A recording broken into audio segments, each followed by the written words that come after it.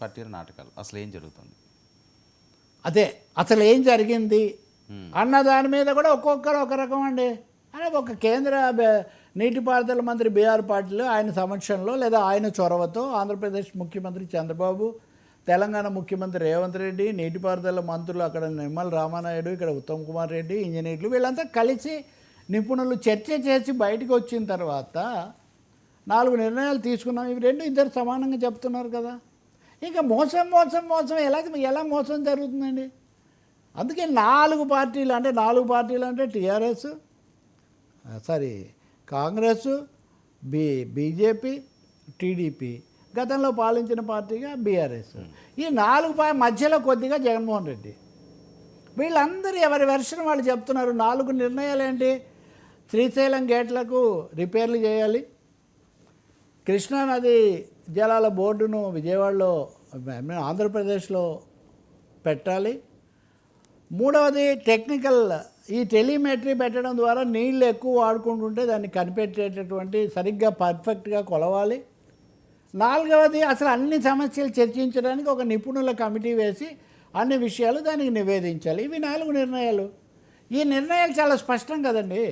దీని మీద మోసం చేస్తున్నాడు రేవంత్ రెడ్డి, మోసం చేస్తున్నాడు. నేను అజెండా చదువుతాను. ఇప్పుడు నిన్న హరీష్ రావు గారు చదివారు.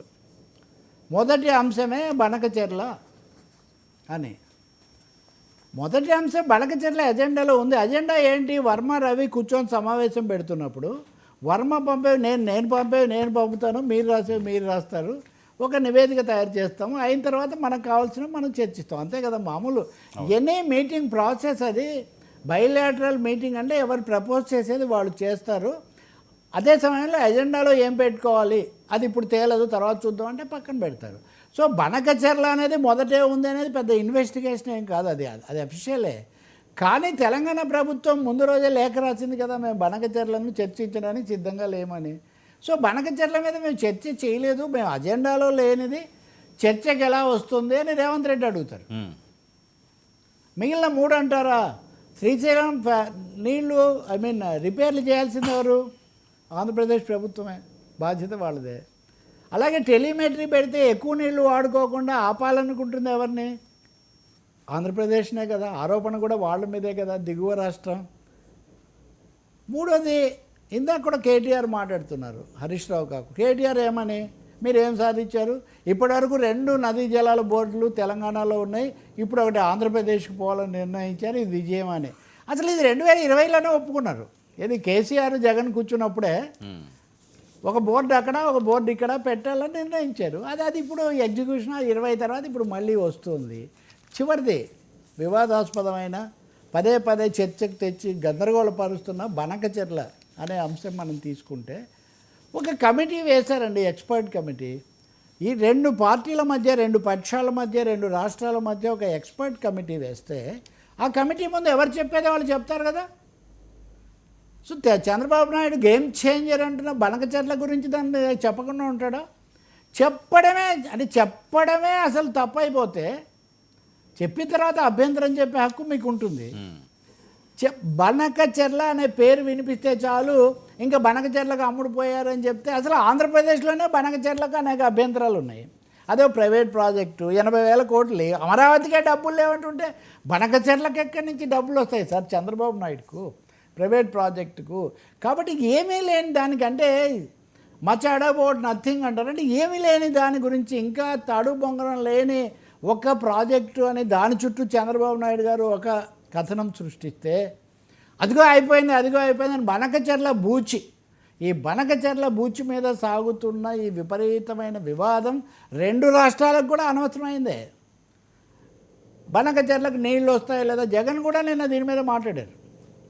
ఆయన ఇంతగా అప్పటికి ఫోకస్ అవ్వలేదు. కానీ 47 మీటర్ల ఎత్తున కడితేనే నీళ్ళు వస్తాయి, కానీ మీరు 41కి తగ్గిస్తున్నారు, 45 కడితేనే వస్తాయి, మీరు 41కే తగ్గిస్తున్నప్పుడు నీళ్ళే రావు అనేది ఆయన వాదన.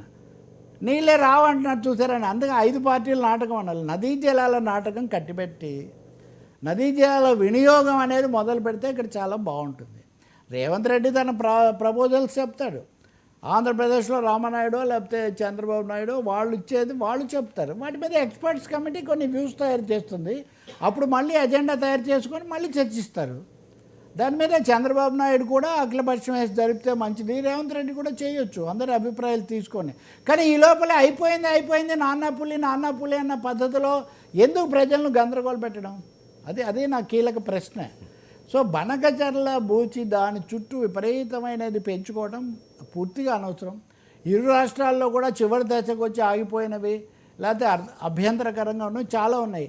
ఎందుకు పోలవరం రిపేర్ల గురించి లేకపోతే మేడిగడ్డ రిపేర్ల గురించి రెండు రాష్ట్రాలు ఎందుకు ఫోకస్ పెట్టడం లేదు? అదెందుకు చర్చకు రావట్లేదు? అంటే రాజకీయాలు మళ్ళీ ఉదాహరణకు నిన్న చెప్పుకోవాలి మనం, తెలంగాణలో ఇంజనీర్ల దగ్గర 1000 కోట్ల సంపద పట్టుబడిందండి. 1000 కోట్లు. ఎందుకో ఎక్కడి నుంచి వచ్చాయి సార్ ఈ నదీ జలాలు, ఈ ప్రాజెక్టులు? వీటి గురించే కదా. మరి రెండు రాష్ట్రాల వాళ్ళు కూర్చున్నప్పుడు కనీసం ఏం చర్చించరా? మన దేశంలో ప్రజల సమస్యలు, రాష్ట్రాల అవసరాలు ఒక విధంగా ఉంటే కార్పొరేట్ కోణాలు, రాజకీయ వ్యూహాలు వేరే వైపోతున్నాయి. అందువల్ల నిన్న జరిగిన చర్చ ప్రాథమికమైంది. ఇంకా అసలు దొంగ తప్పించుకుంటున్నాడు. దొంగ అంటే మామూలు అర్థంలో వాడుతున్నాం. మళ్ళీ ఎవరు దీన్ని కేంద్రం ఎందుకు కూర్చోబెట్టింది? ఇద్దరు కేంద్రాన్ని అనడం లేదు. కేంద్రం పాత్ర ఏంటి? కేంద్రం కూర్చోబెట్టిన తర్వాత వాళ్ళు ఫెసిలిటేటర్స్ అంట. అంటే బాగా టీలు కాఫీలు ఇచ్చి ఏసీలు దానికోసం ఆ కేంద్రం కదా పోలవరం పూర్తి చేయాలి. వాళ్ళు దాన్ని ఎందుకు చేయట్లేదు? కాబట్టి చాలా ప్రశ్నలకు ఇక్కడ దీని ఒక దాటవేత. రేవంత్ రెడ్డి ఇంకో మాట అన్నాడు, అది ఇంకా ఆశ్చర్యం కదా. నిపుణుల కమిటీకి చెప్తే ఏమైందంటే అన్నీ నివేదిస్తాము. ఇద్దరు ముఖ్యమంత్రులు కేంద్ర మంత్రి కూర్చొని అపెక్స్ కమిటీలో చేసిన నిర్ణయాలకే దిక్కు లేదు ఇప్పటివరకు. అపెక్స్ కమిటీ ముఖ్యమంత్రుల కమిటీకే దిక్కు లేకపోతే ఆ నిపుణుల కమిటీ ఏదో చెప్తే అది ఎంతవరకు జరుగుతుందండి అని. అంటే ముఖ్యమంత్రులకే ఈ వ్యవస్థ మీద ఎంత నమ్మకం ఉందో మీరు ఆలోచించండి. ఇంకా కాబట్టి దీని మీద బుర్రలు పాల్గొట్టుకొని గంటల తరబడి ఈ ఎయిర్ టైం కానీ మీడియా స్పేస్ కానీ ఆక్రమించేయడం ప్రజలను తికమక పెట్టడానికి తప్ప ప్రజలకు మేలు చేయడానికి కాదు. ఎవరికి ఏం అభిప్రాయాలు ఉన్నా ఆ నిపుణుల కమిటీకి ఇవ్వచ్చు. ఆ ఇచ్చిన దాని మీద సందేహాలు ఉంటే తర్వాత చేయొచ్చు. అది ఎప్పుడు సమావేశం 2020 తర్వాత 2025లో ముఖ్యమంత్రులు సమావేశం అవుతున్నారు. 5 ఏళ్ల కాలం. ఎంత దారుణం అంటే కనీసం ఈ ప్రాజెక్టుల విషయంలోనైనా కానీ సంకుచితత్వాలు రాజకీయాలు పక్కన పెట్టి విశాలంగా ఆలోచించకపోతే మటుకు అందరికీ నష్టమే జరుగుతుంది. ఎవరికి దానివల్ల కలిగే మేలేమి ఉండదు. కనీసం నిపుణులైనా కానీ తాత్కాలిక కోణాల్లో కాకుండా దీర్ఘకాలిక కోణాలు. ఇంకోటి చాలా ముఖ్యమైనది, 2 రాష్ట్రాల ప్రయోజనాలు నాకు కావాలని చంద్రబాబు అన్నారట.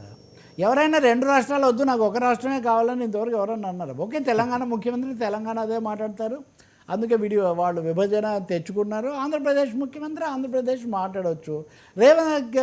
జగన్మోహన్ రెడ్డిని కేసీఆర్ గారు కలిసినప్పుడు రాయలసీమకు కూడా ఉపయోగపడాలనే కదా అన్నది. రాయలసీమ అంటే ఆంధ్రప్రదేశే కదా.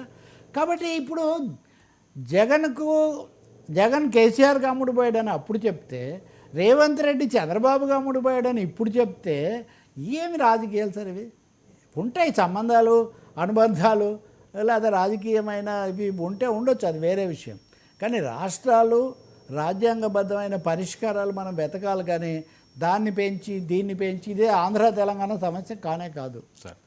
ఇది కేంద్రం పరిష్కరించాల్సిన ఒక రాజ్యాంగ సమస్య. దేశంలో ఏ నదీ జలాల వివాదం ఇంతవరకు పరిష్కారం కాలేదు.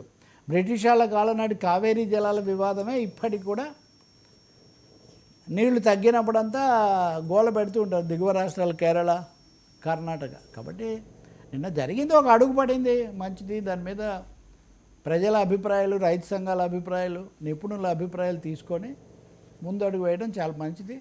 ఆంధ్రప్రదేశ్ కూడా, తెలంగాణ కూడా, బీఆర్ఎస్ కూడా, టీడీపీ కూడా బనకచర్ల బూచి చుట్టూ ఎక్కువగా రాద్ధాంతం చేసుకోవడం వల్ల ఉపయోగం లేదు. Thank you so much Ravi గారు. ఇది ఈనాటి ఫ్రాంక్లీ విత్ తెలపల్లి. స్టే చుట్టూ 99 న్యూస్.